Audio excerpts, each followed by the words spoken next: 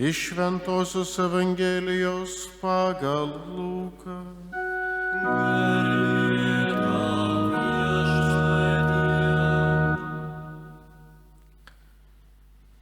Anuo metu Jėzaus mokiniai papasakojo, kas jiems atsitiko kelyje ir kaip jie pažino Jėzų, kai jis laužė duoną.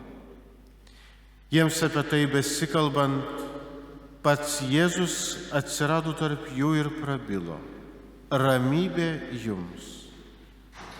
Virpėdami iš išgąsčio jie tarėsi matą dvasią, o jis paklausė: ko taip išsigandote? Kodėl jūsų širdyse gimsta dvejonės? Pasižiūrėkite į mano rankas ir kojas, juk tai aš pats. Palieskite mane ir įsitikinkite. Dvasiagi neturi kūno nei kaulų, kaip matote mane turint. Tai taręs jis parodė jiems rankas ir kojas. Jiems iš džiaugsmo vis dar netikint ir stebintis, Jėzus paklausė: ar neturite čia ko nors valgyti? Jie padavė jam gabalą keptos žuvies.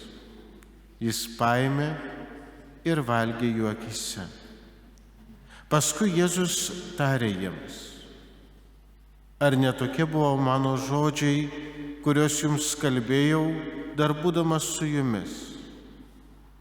Turi išsipildyti visa, kas parašyta apie mane Mozės įstatyme, pranašų knygose ir psalmėse.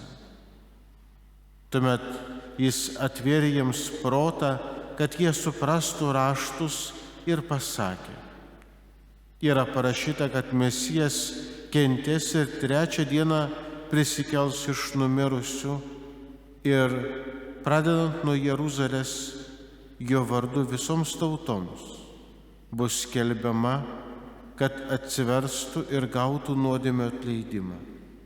Jūs esate šių dalykų liudytojai.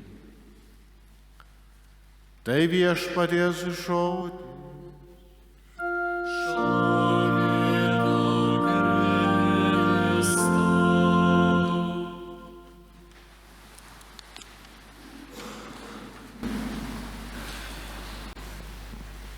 Mes ką tik girdėjome, kad prisikėlimo dienos vakarą Jėzus pasirodo mokiniams ir jis kreipėsi į juos sakydamas: ramybė jums, hebrajiškai šalom.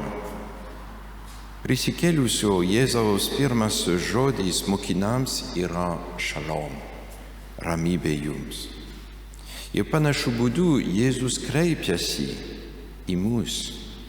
Jo pirmas žodis mums, kiekvienam iš mūsų, visada yra ramybė tau. Mumyse yra daug visokių emocijų, baimių, nerimų. Mūsų vidinis gyvenimas yra tarsi kaip Tiberiados ežeras. Kartais jis yra ramus, bet dažnai jis yra išblaškęs. Yra daug bangų, visokių srovių ir vėjų.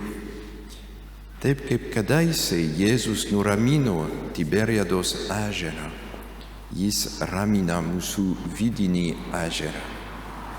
Ir tą vakarą, kai prisikėlęs Jėzus pasirodė mokiniams, jie buvo labai išblaškę ir sukrėsti, nes kai kurie iš jų jau buvo pamatę Jėzų prisikėlę ir kai kurie dar nebuvo jį pamatę. Ir buvo jiems sunku tikėti, kad tikrai Jėzus buvo prisikėlęs. Ir susitikdamas su jais, Jėzus pirmiausia ramina juos. Išblaškymas ir nerimas kyla iš blogio patirties, arba iš blogo prisiminimo, arba iš blogo baimės. Ir Jėzus yra ramybės šaltinis dėl to, kad per savo mirtį ir prisikėlimą jis nugalėjo blogį. Jis galingesnis už mirtį, už nuodėmes jis galingesnis už blogį. Ir štai kodėl jis gali teikti ramybę ten, kur yra baimių, nerimų ir visokių išblaškimų. Iš tikrųjų, tik su Kristumi atrandame tikrą ramybę, kai esame prislėgti, išblaškyti. Kai mūsų vidinis ežeras yra audringas, mes galime susikaupti ir širdyje pakartoti Jėzaus žodį: ramybė jums, ramybė tau. Ir šitaip mes leidžiame Jėzui prisiartinti prie mūsų ir raminti mūsų širdį.